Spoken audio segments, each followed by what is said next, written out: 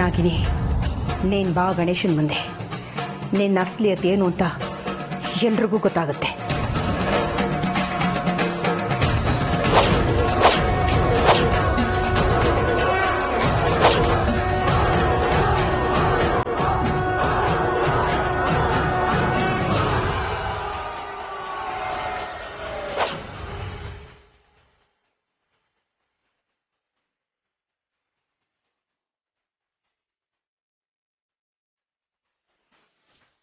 ದೇವ್ರೆ, ನನ್ನನ್ನು ಕಾಪಾಡು.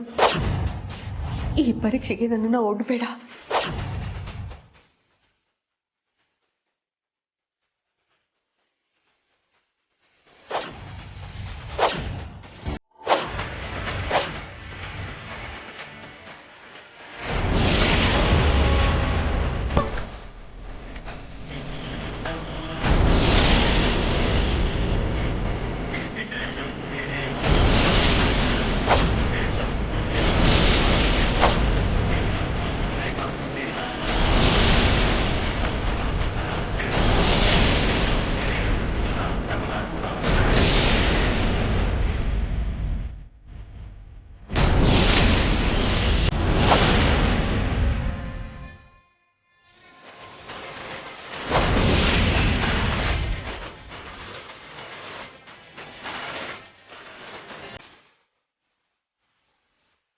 ಅಮೃತ, ಬಾಮ್ಮ. ಸರಿ ಅತ್ತೆ.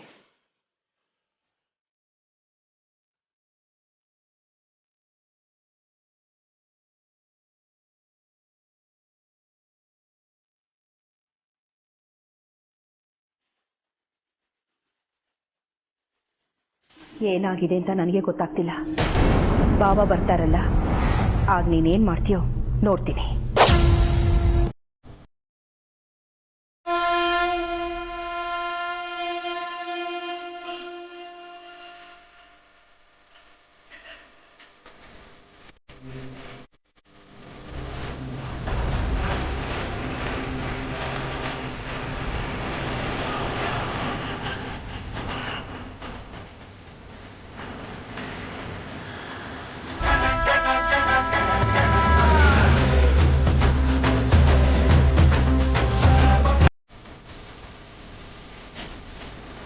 ಅರ್ಜುನ್, ಕರಣ್, ಹೋಗಿ ಗಣಪತಿನ ಕದಲಿಸಿ ವಿಸರ್ಜನೆ ಮಾಡಿ. ಗೌರಿನ ಮರಿಬೇಡಿ.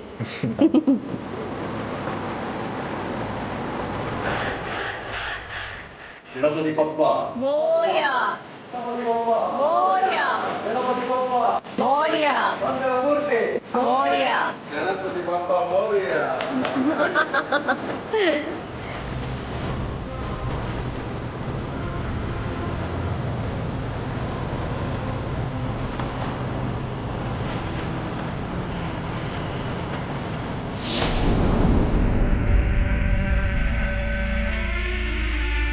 ವಿಷ್ಣು, ನಿನ್ನ ಫೋನ್ ಬಂದಿದೆ.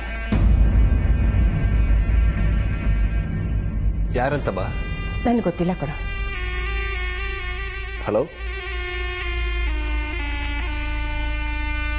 ಹೇಳಿ sir. Good morning. Very good morning.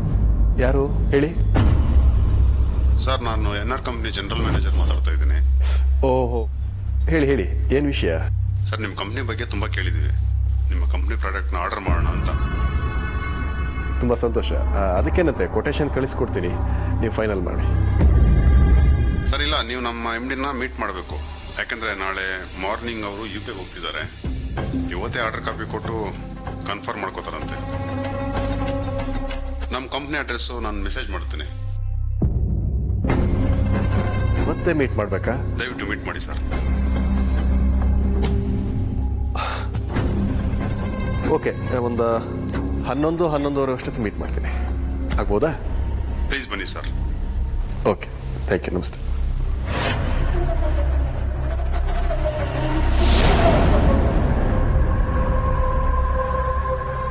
ಯಾರು ಫೋನ್ ಮಾಡಿದ್ದು? ಯಾವುದೋ ಕಂಪ್ನಿಯವರು.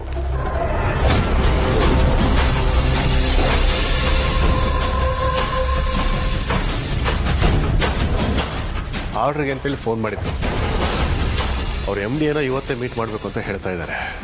ಅಂದರೆ ನೀನೀಗ ಹೊರಗಡೆ ಹೋಗ್ತಿದ್ಯಾ? ಹೌದಮ್ಮ. ನಿನ್ಗೇನಾರು ತಲೆ ಕೆಟ್ಟಿದ್ಯಾ? ಯಾಕೆ ನಿನ್ ಜೀವ ಜೊತೆ ಆಟ ಆಡ್ತಿದ್ಯಾ? ಹೊರಗಡೆ ಎಂತ ಅಪಾಯಕ್ಕಾದಿದೆ ಅಂತ ಗೊತ್ತಿಲ್ವಾ ನಿನ್ಗೆ? ಅಮ್ಮ ನಾನು ಒಬ್ಬನೇ ಹೋಗ್ತಾ ಇಲ್ಲ, ಜೊತೆಗೆ ಕರ್ಣನು ಕರ್ಕೊಂಡು ಹೋಗ್ತಾ ಇದ್ದೀನಿ. ಸುಮ್ನಿರೋ, ಮಾತಾಡ್ಬೇಡ ನೀನು. ನೀನು ಕರ್ಣನ್ ಕರ್ಕೊಂಡೋದ್ರು ಅಷ್ಟೇ, ಅರ್ಜುನನ್ ಕರ್ಕೊಂಡೋದ್ರು ಅಷ್ಟೇ. ಅವರು ಮನುಷ್ಯರೇ, ದೇವರಲ್ಲ ನಿನ್ ಪ್ರಾಣ ಉಳಿಸೋದಕ್ಕೆ.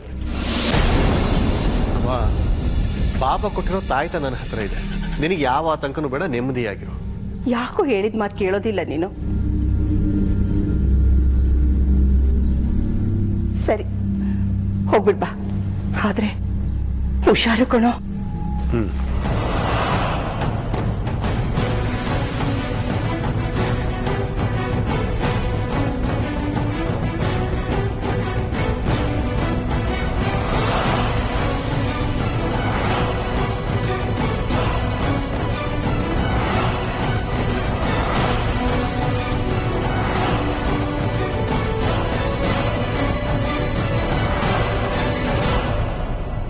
ಅಪ್ಪ, ಏನೋ ಬರಕ್ಕೆ ಹೇಳಿದ್ರಂತ. ನೀನು ಬೇಗ ರೆಡಿ ಆಗ್ಬಿಡು.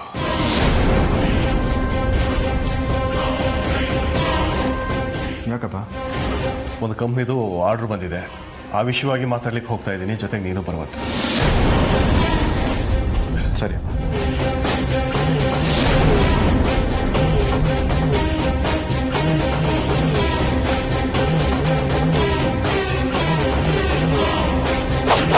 ಇಲ್ಲ, ಈ ಮನೆ ಋಣನ ನಾನಿವತ್ತು ಕಳ್ಕೊಳ್ಳೇಬೇಕು.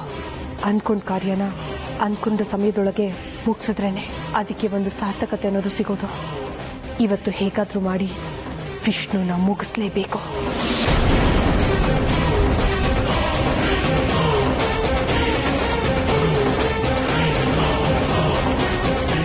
ಬಾವಾ,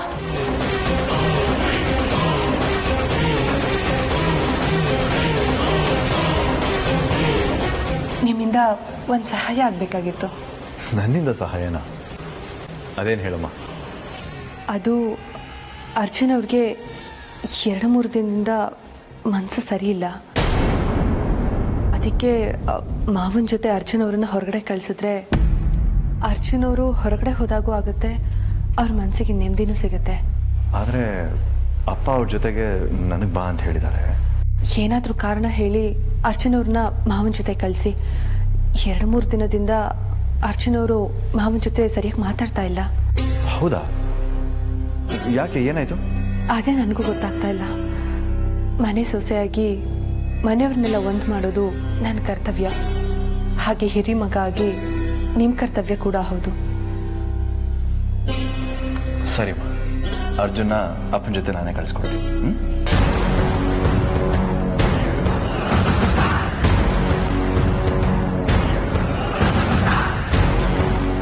ಇಲ್ಲಿ ತನಕ ನಾನು ಅನ್ಕೊಂಡಾಗೆ ಆಗ್ತಾ ಇದೆ. ಇನ್ ಮುಂದೇನೋ ಹಾಗೆ ಆದ್ರೆ ಇವತ್ತು ವಿಷ್ಣು ಕತೆ ಮುಗ್ದ ಹಾಗೇನೆ.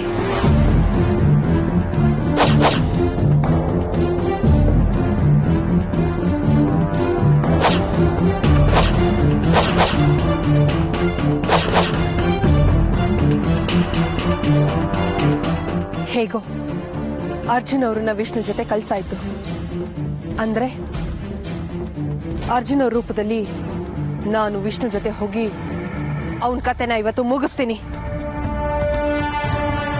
ಆದ್ರೆ ನನ್ನ ರೂಪದಲ್ಲಿ ಮನೇಲಿ ಯಾರಾದ್ರೂ ಇರ್ಬೇಕಲ್ಲ.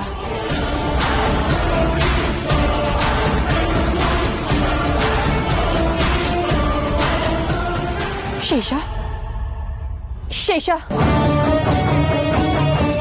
ಶೇಷ,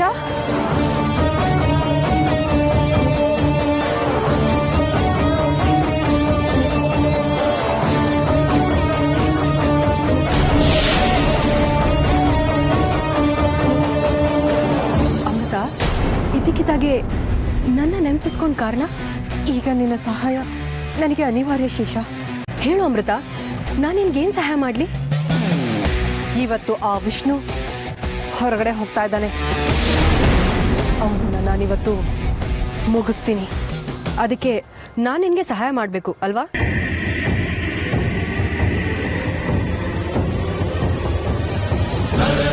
ಗರ್ಭ ಶಂಭೂ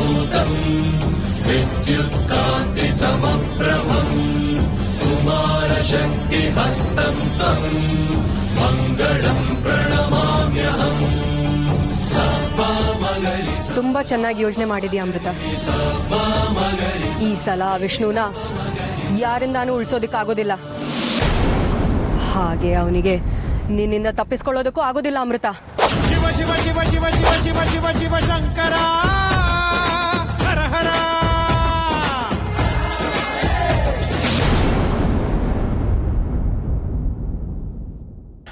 ಆ ಕಂಪ್ನಿ MD ಊರಲ್ಲೇ ಇರೋ ಆಗಿದ್ದಿದ್ರೆ ಇನ್ಯಾವತ್ತಾದ್ರೂ ಹೋಗಿ ಮೀಟ್ ಮಾಡ್ಬೋದಾಗಿತ್ತು.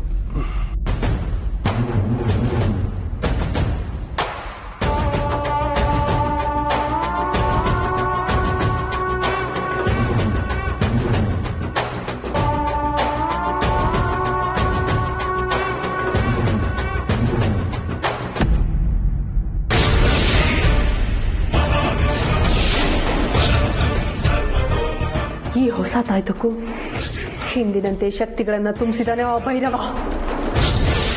ಆ ಪಾಪಿ ವಿಷ್ಣುನ ಕಾಪಾಡೋದಿಕ್ಕೆ ಆ ಭೈರವ 10 ತಂತ್ರಗಳನ್ನ ಉಪಯೋಗಿಸಿದ್ರೆ ನಾನು ಅವನನ್ನ ಮುಗಿಸೋದಕ್ಕೆ 100 ಪ್ರತಿತಂತ್ರಗಳನ್ನ ಊಡ್ತೀನಿ.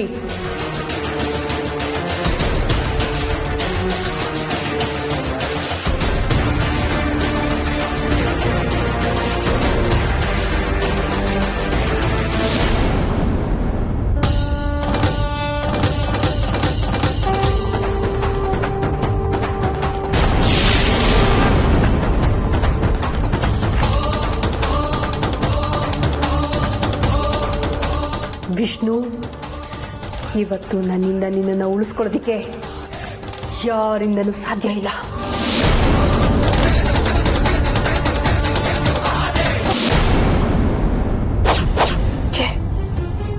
ಇದು ಬರೀ ನನ್ನ ಕಲ್ಪನೆ, ಆದ್ರೆ ಇದನ್ನ ನಿಜ ಮಾಡೇ ಮಾಡ್ತೀನಿ.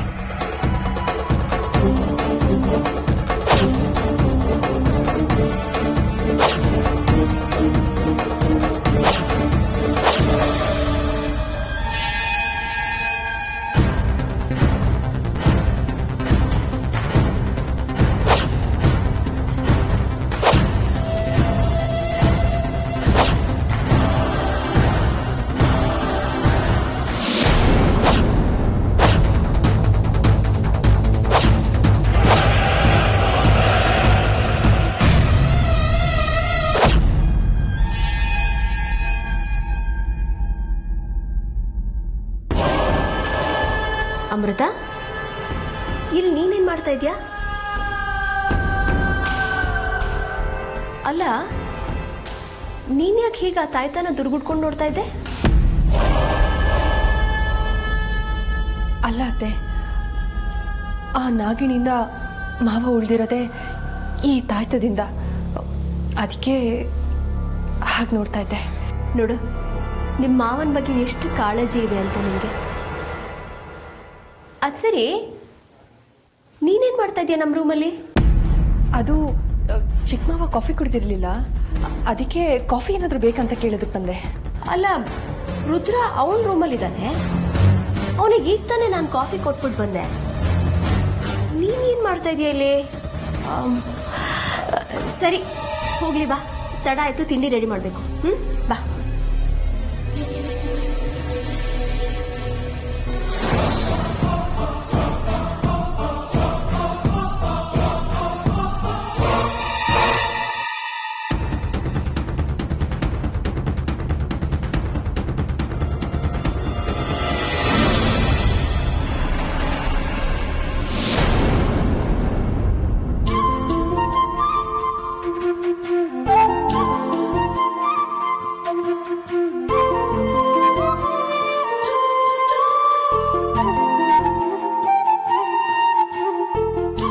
ಅಮೃತವ್ರೆ, ಇದು ತಿಂಡಿ ಊಟದ ಥರ ಬಡಿಸ್ತಾ ಇದ್ದೀರಲ್ಲ? ನೀವು ಊಟನೂ ತಿಂಡಿ ಥರನೇ ಮಾಡ್ತೀರಾ? ಅಲ್ಲ, ಮಿತಿಯಾಗಿ ತಿಂದರೆ ಸಂತೋಷವಾಗಿರ್ಬೋದು ಅನ್ನೋ ನನ್ನ ಪಾಲಿಸಿ.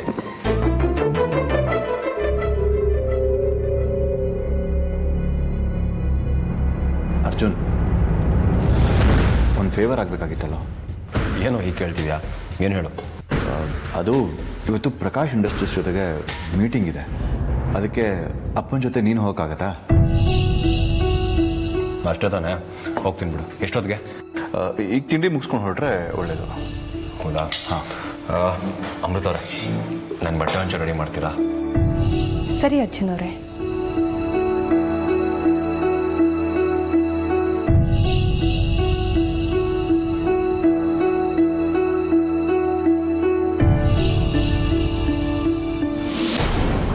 ಆ ತಾಯ್ತಾ ಇರೋವರೆಗೂ ಆ ವಿಷ್ಣುನ ನಾನು ಏನು ಮಾಡೋದಕ್ಕಾಗಲ್ಲ.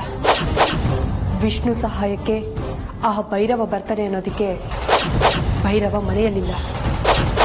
ವಿಷ್ಣುನ ಮುಗಿಸೋದಕ್ಕೆ ಇದೇ ಸರಿಯಾದ ಸಮಯ. ಏನ್ ಮಾಡೋದು? ಎಷ್ಟೇ ಯೋಚನೆ ಮಾಡಿದ್ರು ಏನು ಗೊತ್ತಾಗ್ತಾ ಇಲ್ವಲ್ಲ. ಮೂಷಿಕರಾಯ, ನಾನು ನೀನು ಆ ಜನ್ಮದ ವೈರಿ ಅನ್ನೋದನ್ನ ಮರೆತು ಹಿಂದೆ ನೀನು ನನಗೆ ಸಹಾಯ ಮಾಡಿದ್ದೆ. ಅದೇ ರೀತಿ ನೀನು ಇವತ್ತು ನನಗೆ ಸಹಾಯ ಮಾಡಿದ್ರೆ ನಿನಗೆ ನಾನು ಚಿರಋಣಿಯಾಗಿರ್ತೀನಿ.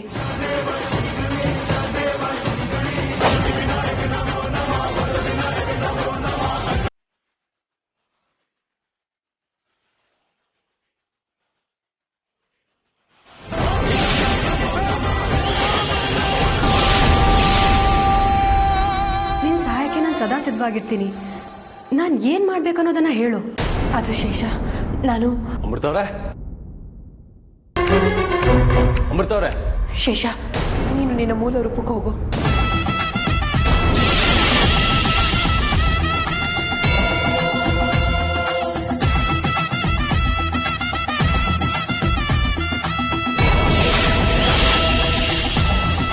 ಅಮೃತ ಅವರೇ, ಅಮೃತ ಅವರೇ, ಅಮೃತ ಅವರೇ. ಬಟ್ಟೆನ ತೆಗೆದಿಟ್ಟು ಎಲ್ಲಿಗೆ ಹೋಗಿದ್ದಾರೆ?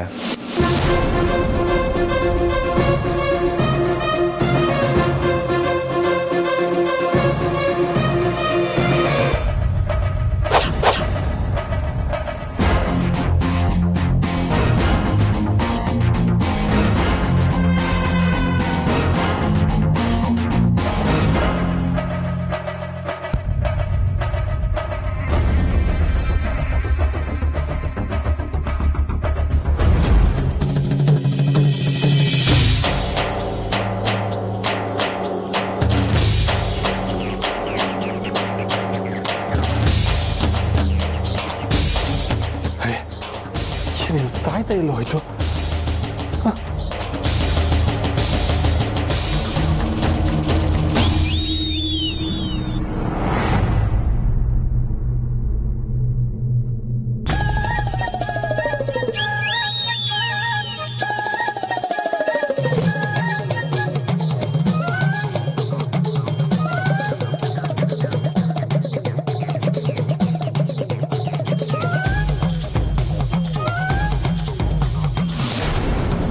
ಅಮೃತವ್ರದ್ದು ಯಾವಾಗ ಅದು ಎಲ್ಲಿ ಹೋಗ್ತಾರೋ ಗೊತ್ತೇ ಆಗೋದಿಲ್ಲಪ್ಪ.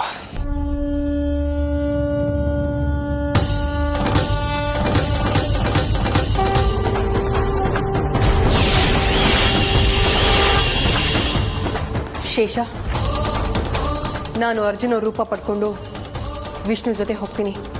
ನೀನು ನನ್ನ ರೂಪ ಪಡ್ಕೊಂಡು ಅರ್ಜುನ್ ಅವ್ರ ಜೊತೆ ಇರು. ಸರಿ ಅಮೃತ. ಇವತ್ತು ಸಮಯ ನೋಡಿಕೊಂಡು ಆ ವಿಷ್ಣುನ ಮುಗಿಸ್ಬಿಡ್ತೀನಿ. ಅದು ಹೇಗಾಗುತ್ತೆ ಅಮೃತ?